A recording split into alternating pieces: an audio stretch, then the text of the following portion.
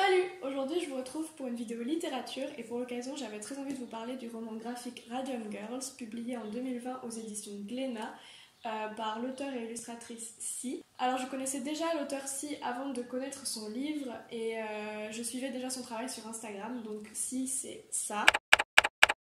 Je vais tout de suite vous parler plus précisément du livre Radium Girls et pourquoi il est très intéressant et très important au-delà de sa dimension divertissante et contemplatoire, juste après le générique. C'est parti!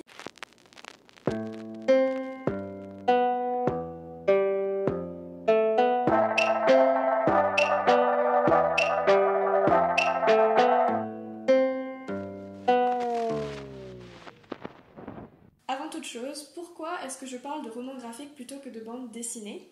Il faut savoir que le terme roman graphique peut parfois porter à confusion lorsqu'on compare à la bande dessinée, mais on peut tout de même discerner certains critères qui le détachent de la bande dessinée et je vais tout de suite vous en parler. Premièrement, contrairement à la bande dessinée classique, on considère le roman graphique comme ayant une volonté plus ambitieuse que la bande dessinée traditionnelle, mais c'est toujours très relatif. Mais on considère que le roman graphique a une volonté moins divertissante et plus ambitieuse que la bande dessinée traditionnelle. Alors, le roman graphique, à la base, il vient des États-Unis et il a été un peu pensé dans une volonté de légitimer en fait le 9e art et de l'élever au même rang que la littérature. Donc les thèmes abordés veulent souvent casser la dimension légère que l'on porte à la bande dessinée et proposer un contenu plus adulte et plus actuel. Si la bande dessinée comporte en général entre 48 et 62 pages, le roman graphique, lui, ne se limite pas à un nombre de pages et il va souvent estimer sa taille en fonction du déroulement narratif de son sujet. Un autre point important pour définir le roman graphique, c'est son ancrage dans le réel, même s'il y a beaucoup d'artistes, beaucoup d'auteurs qui dérogent à cette règle,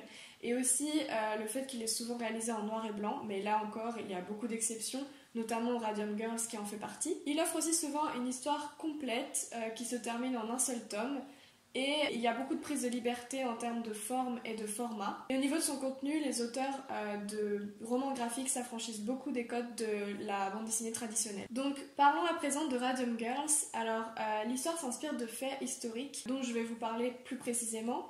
Donc qu'est-ce que les Radium Girls? En 1917, une usine dans le New Jersey qui s'appelle la United States Radium Corporation, ou aussi appelée US Radium, lance sa production de montres appelées les montres Undark, qui sont des montres radioluminescentes qui sont alors utilisées dans l'armée américaine. Et des centaines d'ouvrières, parce que c'était principalement des femmes, sont employées pour peindre les cadrans des montres avec de la peinture radium. Petite pause, je raconte juste après comment l'histoire des Radium Girls s'est terminée, alors si vous ne voulez pas être spoilé, je vous conseille d'aller directement au timecode indiqué à l'écran. Donc ces femmes vont être employées pendant près de 10 ans et la fin de l'histoire est très tragique puisqu'elles vont très rapidement avoir de nombreuses maladies comme de l'anémie ou des tumeurs ou encore beaucoup d'autres maladies différentes qui vont les conduire à une mort très jeune. Et ce qui est encore pire dans cette histoire, c'est que 5 d'entre elles vont essayer de poursuivre en justice l'entreprise en question.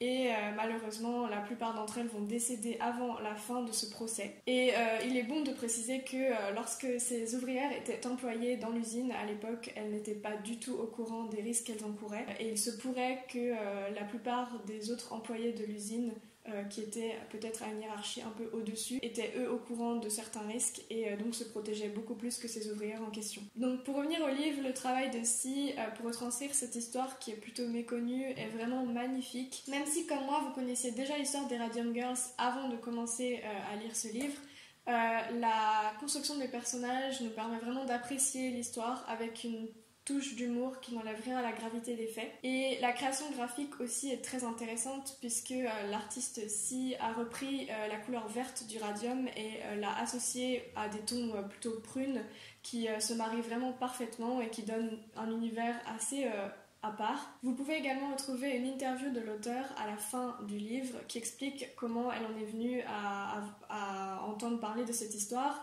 et comment elle en est venue à l'idée de la raconter en roman graphique. Et en parallèle des faits historiques, Si retrace également la part très importante de sexisme qui était présent à l'époque et aussi la place des femmes dans la société de l'époque et fait beaucoup d'écho avec le monde d'aujourd'hui. En conclusion, si vous n'avez pas encore lu Radium Girls, c'est un livre que je vous conseille vraiment de lire. Il est aussi agréable à contempler qu'à lire.